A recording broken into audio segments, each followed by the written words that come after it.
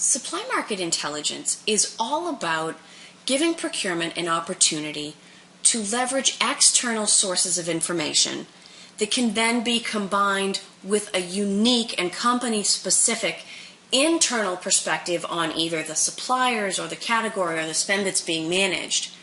And to combine those two things, to take the external information and the internal perspective and combine them into something actionable that ultimately changes the direction of the strategy or the category plan that is executed. Now, one of the things that my co-author Jeanette and I wrote about in the book with regard to what's the difference between information, intelligence, knowledge, separating some of these things that seem similar but really are distinct from one another. So intelligence has to be applicable and it has to be actionable. So you can have a piece of information or a nugget of knowledge, and there is value in those things. But what differentiates those from intelligence is that it's something that you can take action based upon. And one of the other things that we talk about with regard to this actionability that really proves you're working with supply market intelligence is that it's actually an action not to take a certain step. And so when we talk about helping people understand when they've created intelligence, it's about understanding that in some cases, intelligence will inform a strategy that directs the company to go and take certain actions. In other cases, intelligence informs the decision not to take decisions that otherwise would have been taken but would have proven either suboptimal or disadvantageous to the company. And so sometimes intelligence will inform a decision to not take place. The real idea of all of this is that in the past, procurement has been fairly data-driven, and most of that data has come from within the company. It might be information on suppliers, it might be spend data, and this is very valuable, and it still plays a part in informing intelligence moving forward. But that can't be the only perspective that's brought to bear.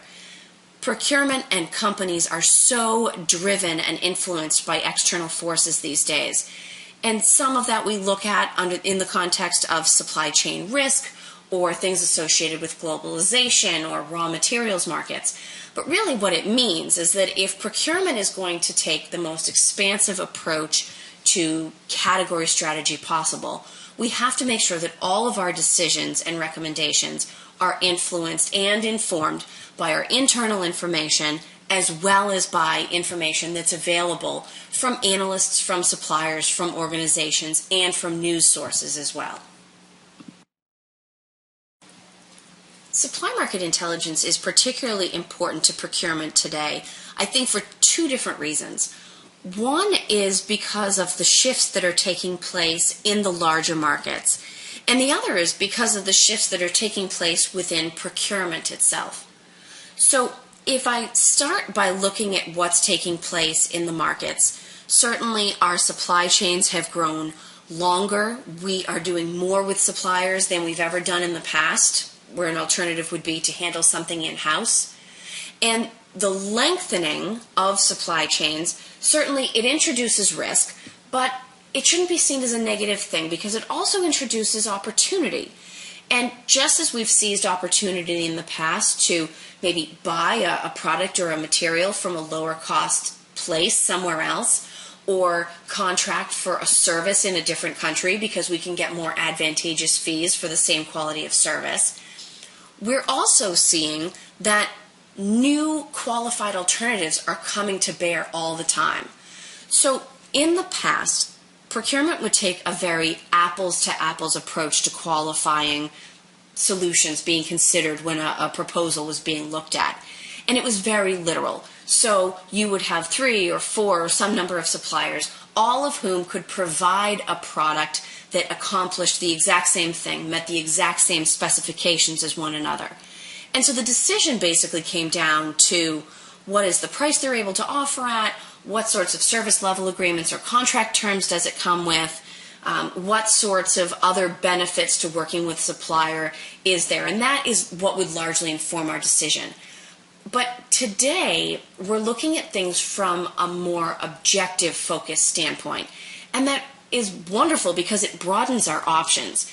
And so what we might say is, rather than speccing out in tremendous detail this exact product and make everybody say that yes, they can provide the exact same thing, what we will say instead is, we need something that meets the following requirements, or we need something that allows us to accomplish this objective.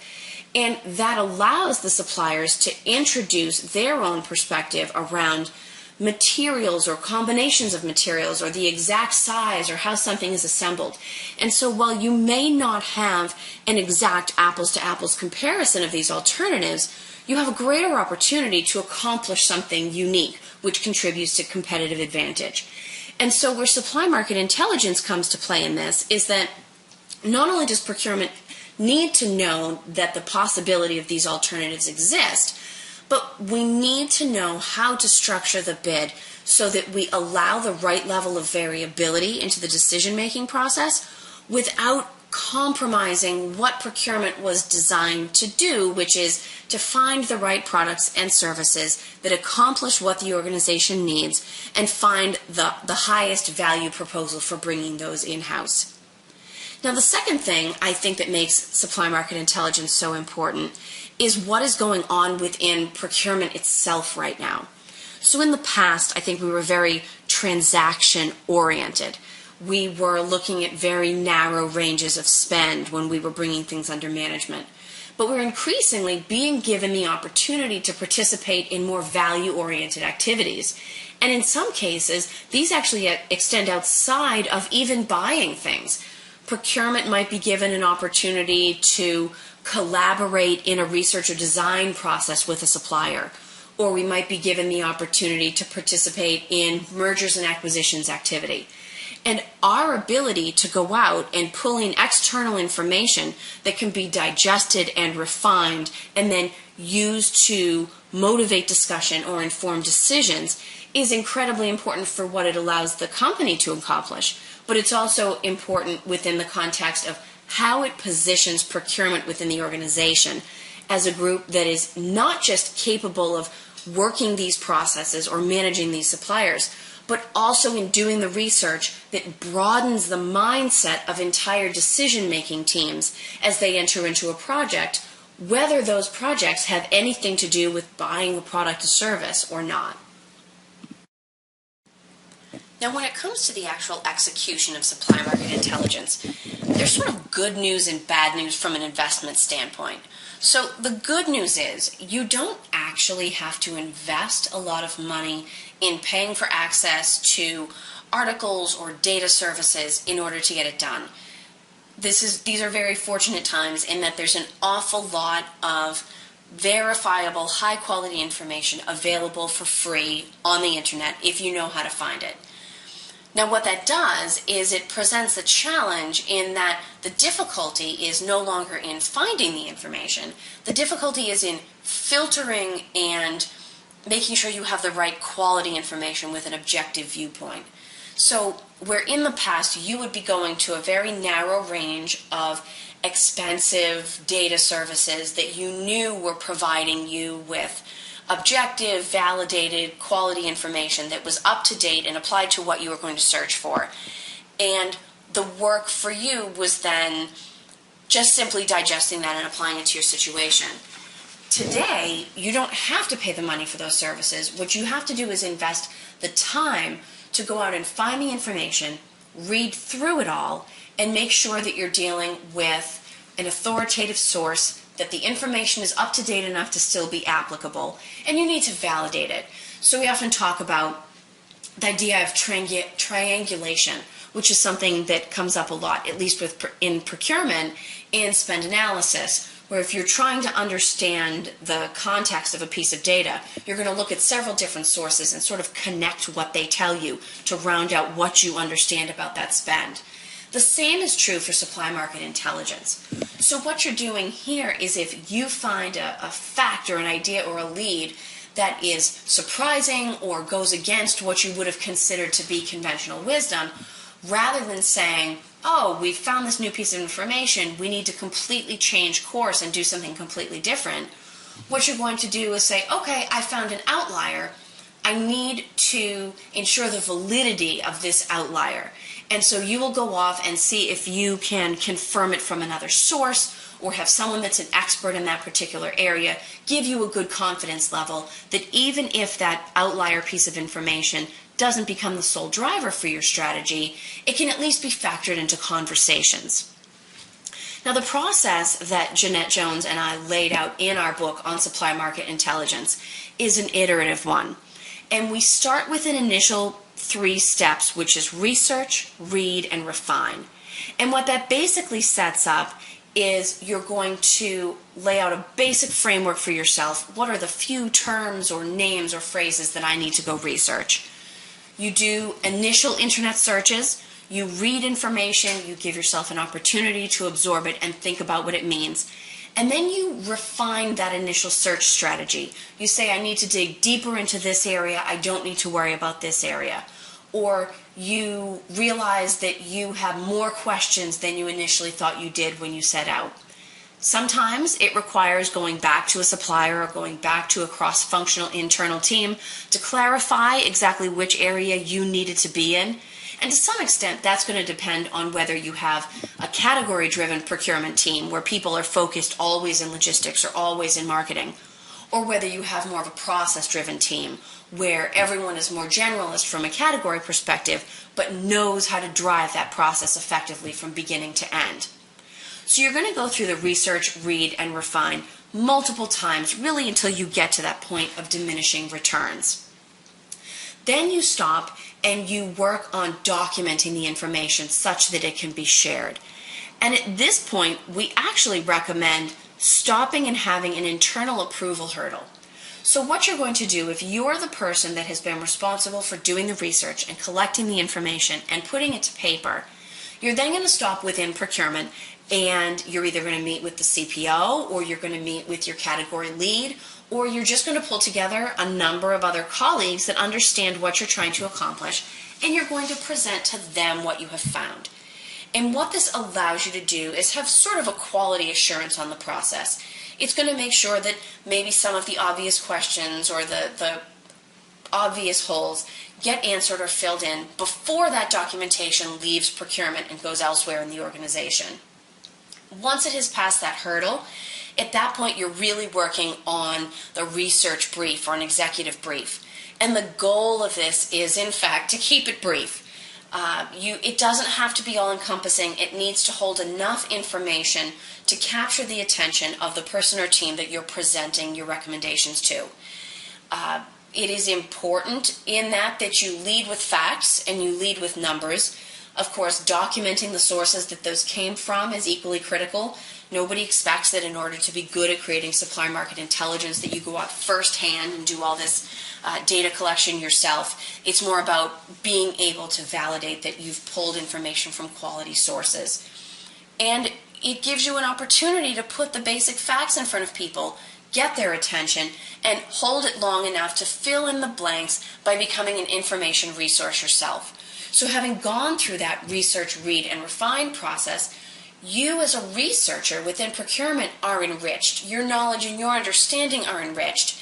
And it means that the person accompanied by the document in the right meeting context is a very powerful combination in terms of what it enables the organization to accomplish.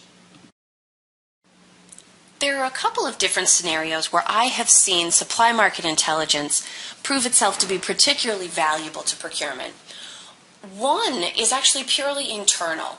If procurement finds themselves leading a sourcing or other project with internal stakeholders that are very well informed in a category or an industry or a market, and also very influential in the organization, it definitely benefits procurement to be educated enough in that category to earn that cross-functional team's respect and to ask good questions. The goal is not to be able to walk into a meeting and go toe-to-toe with people that have specialized in a particular area, But you do want to be knowledgeable enough to be more than just an information gatherer. You want to know the appropriate questions to ask. What things should you be inquiring about how the company currently handles things, or why you work with an incumbent supplier versus an alternative? Simply asking blank questions that seem like they're asked in every category isn't going to do a whole lot to demonstrate that procurement is a worthwhile or strategic function to invest time in over the course of the project. So that's one area where supply market intelligence can be very effective. Another is sort of the corresponding external version of that, and that's where procurement is put in a position to need to negotiate with very knowledgeable suppliers. And while most negotiations are based on an RFP or an RFI or an RFQ process where some sort of information gathering has already been done, you know that when you're in that negotiation session, external information is going to be brought in as a justification for why prices can't be changed or why terms need to be set in a certain place. And the more informed procurement is, just like with the cross-functional internal team, the more likely they will be able to be to earn the respect of the suppliers that they're sitting across the table from. And this, in fact, can convert directly into benefit, either in the form of prices or in service levels for the company. Now, not that it's the only third, but I would say the third big area where supply market intelligence can be particularly effective is when something is being purchased for the first time. So this might be a case where it's not that the spend has been unmanaged in the past, or you have legacy suppliers and they've just sort of always done things the way they've done them. This is the company looking to buy a product or service for the very first time. So there are no incumbent suppliers. There are no internal owners of these relationships or owners of the product or service that are knowledgeable about what the company needs and what the company should expect from a supply partner. When you're looking to do something for the first time, you need to have an understanding of the range of things that are available in the market, what will affect the availability or the cost of those things, what risks needs to be planned for, and also what internal conversations need to be had about exactly how that product or service will be leveraged as part of the company's overall program. And this is where procurement's ability to go out and find new information, bring it back in a digested, actionable format, can really inform decisions and enable the company to accomplish something in a very purposeful way that they would not have otherwise been able to do. My background in procurement is not unlike that of many other people that are in the field. And that is that I was not 5 or 6 years old telling everyone that I wanted to be in procurement when I grew up. I sort of fell into the field. And part of the advantage to that is that I came to procurement with the library and information science degree that ended up positioning me to be able to bring supply market intelligence capabilities to the field. But it gave me an opportunity to see some other things before I got here. So my initial start was as a practitioner. I worked for a not-for-resale sourcing team at a large U.S.-based food retail and food service company. From there, I made the switch, and I actually spent several years as the Associate Director of Consulting at Taurus before they were purchased by IBM. So they were an e-sourcing, spend analytics solution provider, and I worked on the services team there, which was also great because I got to, once I had established my understanding of process and technology and what needed to be done, I got to see the application of that in a number of different size companies as well as different industries. Because each situation and context does bring with it different requirements and different opportunities for success. Now, after doing that for several years, the travel started to become a little bit of an issue, and when the opportunity came up to join Buyer's Meeting Point, I jumped at it. It was a largely virtual opportunity. It gave me the opportunity, really in its simplest form, to learn for a living, which I love. And so in the earliest days of Buyer's Meeting Point, we were mostly just collecting information. And when we found that our collection of resources intended to allow procurement professionals to do their jobs better had gotten so large that people were looking for help finding what they needed from within our own collection, we shifted and our function became more of a filter than as a consolidator. And so we started recommending books and blogs and events and information resources that we felt like were valuable to others. And the only way to truly make that determination is actually to consume the content yourself. So you attend events, you read books, you read blogs, you listen to thought leaders, you watch for trends, and you share what you've learned with others.